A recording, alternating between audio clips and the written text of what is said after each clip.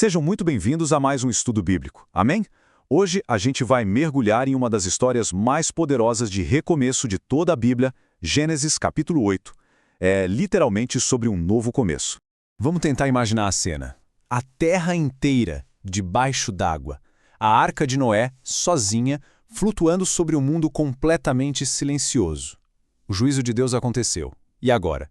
A pergunta que fica ecoando nesse silêncio todo é: o que acontece depois do fim do mundo? Pois é exatamente essa resposta que este capítulo começa a nos dar. E a história recomeça aqui, com uma virada de chave, um momento decisivo. A tempestade finalmente parou e agora o foco é todo na ação de Deus que vai intervir diretamente para restaurar tudo aquilo que o dilúvio desfez. Ok, vamos parar um pouquinho aqui. Quando a Bíblia fala que Deus lembrou-se, não é que ele tenha se esquecido, de jeito nenhum. É uma forma de dizer que chegou a hora de Deus agir. É o momento de intervenção divina. Deus decide que é o momento de atuar. E como ele faz isso? Enviando um vento sobre a terra. Um símbolo superpoderoso do Espírito de Deus, que chega para colocar ordem e começar a restauração. E o que a gente vê aqui é o reverso exato do dilúvio. É como se o filme estivesse passando ao contrário, sabe? Aquelas mesmas fontes do caos que foram abertas lá atrás, agora são seladas pela soberania de Deus. A ordem começa a voltar. É Deus mostrando que ele tem o controle de tudo, tanto na hora do juízo quanto na hora da salvação. Agora, um ponto que é crucial a gente entender: o tempo. A restauração não acontece num piscar de olhos. Foram 150 longos dias com as águas cobrindo tudo. Somente lá no 7º mês é que a arca finalmente encontra um lugar para repousar, nas montanhas de Ararat. Dá para imaginar o alívio? Esse é o primeiro sinal concreto de que um novo começo está vindo, um chão firme no meio do caos. Mas a espera ainda não acabou, exigindo muita fé até que os picos das montanhas comecem a aparecer. Com esses primeiros sinais de terra firme, a ação passa para Noé. E ele não fica parado esperando passivamente. Não, ele começa a buscar ativamente por sinais de que o mundo já pode ser habitado de novo. E a escolha desses mensageiros é fascinante, como a gente pode ver nessa comparação. Primeiro, Noé solta um corvo, uma ave que era considerada impura, que sai e não volta mais, provavelmente porque encontrou carcaças para se alimentar. Ou seja, ele não trouxe nenhuma resposta. Depois, ele solta a pomba, que é um símbolo de pureza e de paz. A missão dela era completamente diferente. Era testar se já existia um lugar seguro para a vida poder florescer de novo. Na primeira viagem, a pomba volta para a arca. Isso queria dizer que o mundo ainda não estava pronto. E aqui a gente vê um detalhe lindo do cuidado de Noé. Ele estende a mão e acolhe a pomba de volta para dentro. É uma imagem muito forte de paciência e de fé, de quem sabe esperar o tempo certo de Deus.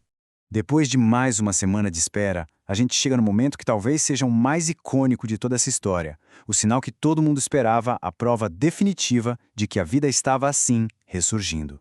Então, vamos acompanhar essa jornada da pomba. A primeira tentativa, como a gente viu, falhou. Noé, com toda a paciência, espera mais 7 dias. A segunda viagem, essa é a que muda tudo. E a terceira vai só confirmar que o recomeço finalmente é real. E ela volta, só que dessa vez ela traz uma coisa preciosa no bico. Uma folha nova de oliveira. Gente, isso é muito mais do que uma simples folha. É um símbolo universal de paz, de esperança, de renovo, de reconciliação. Significa que a vida venceu a morte. É a confirmação de que Deus estava, de fato, restaurando a terra. Com a prova definitiva de que a terra estava seca, a história avança. Chegou o momento de deixar a segurança da arca para trás e pisar num mundo completamente novo.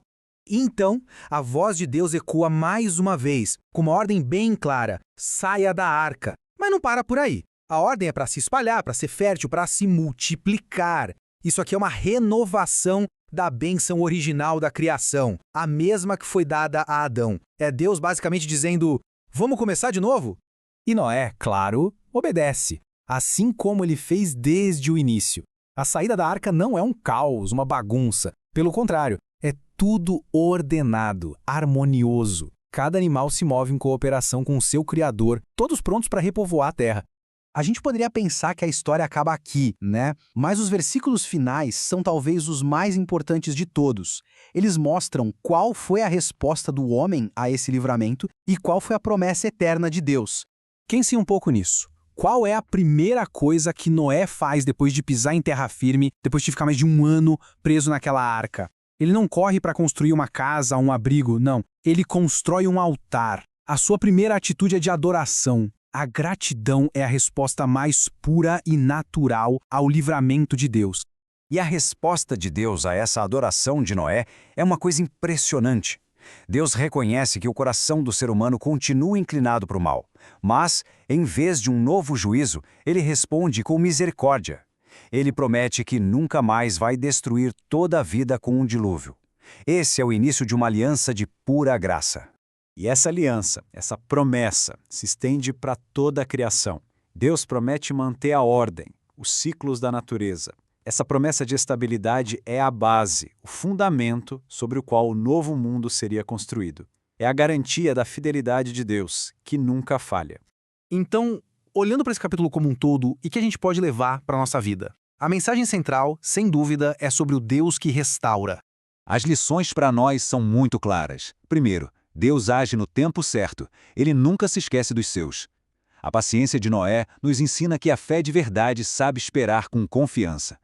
Mesmo no meio do caos, o livramento já está sendo preparado. E, acima de tudo, a nossa resposta para esse livramento deve ser sempre a gratidão e a adoração. E tudo isso nos leva a uma reflexão final. Todos nós enfrentamos os nossos próprios dilúvios, não é verdade? Crises, perdas, momentos de isolamento.